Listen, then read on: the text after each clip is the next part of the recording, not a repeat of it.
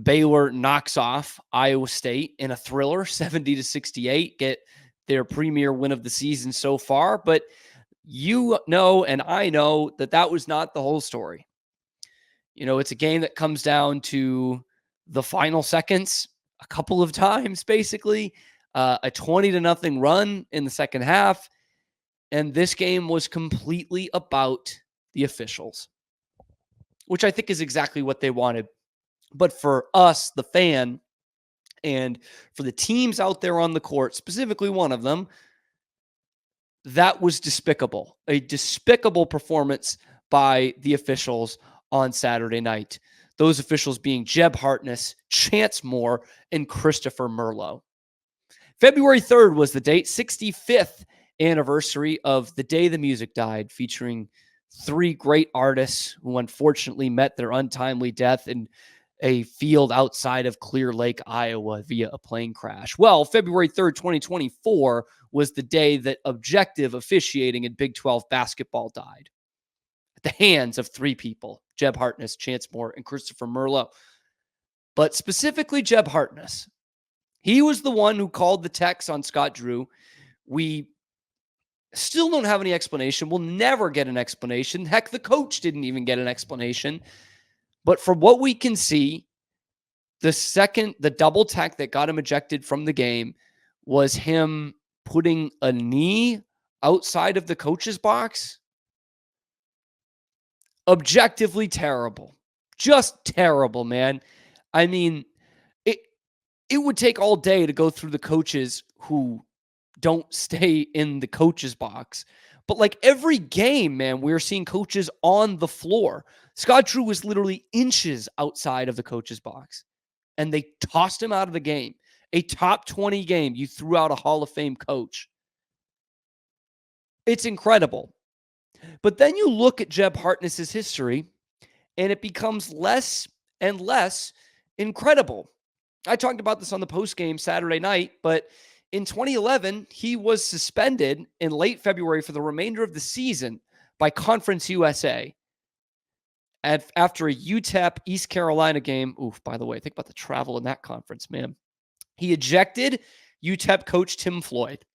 This is a story from the El Paso Times, which said that Jeb, who was dealing with Tim Floyd all night, that Hartness instigated this and ended up ejecting Tim Floyd.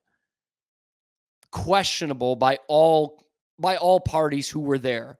Couldn't understand why he was ejected. Sounds familiar. Sounds a lot like Saturday night. Earlier that season, he had called a Tennessee State-Memphis game with 4 technicals and 40 fouls. 40. What kind of a watchability is that? Sounds a lot like last night, but I'll get to that later. Because he's got, people will say, well, that was 13 years ago, Cam. People can change, and absolutely they can. But A, you got a promotion, and B, he did not change. December 2022, Vandy coach Jerry Stackhouse was ejected by Jeb after one of Stackhouse's players, got a technical for dunking on a guy and giving one of these, the old shot clock violation, tapping the head. The kids do that now. They tap the head after they dunk on somebody's head.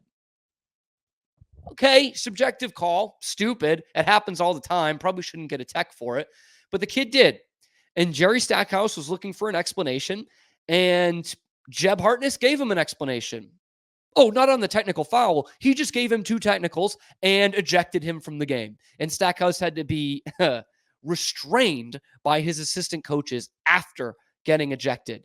So that's 3 technicals on that, led to 6 free throws for VCU, the team Vanderbilt was playing, and they hit 4 of them, and they won the game by 5.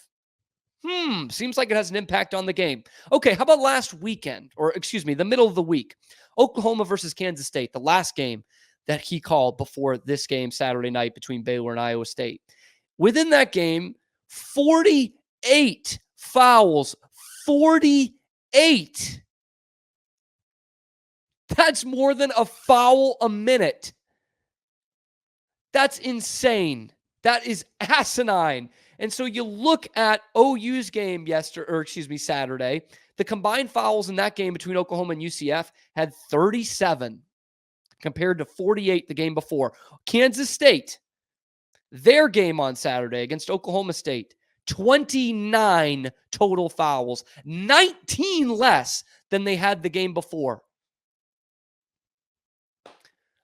Come on. So that got me interested. How many fouls were in the game Saturday night between Baylor and Iowa State? Not including the Techs, there were 45 fouls called on a crew led by Jeb Hartness. In the game before, Baylor versus UCF with a different crew, 31 fouls.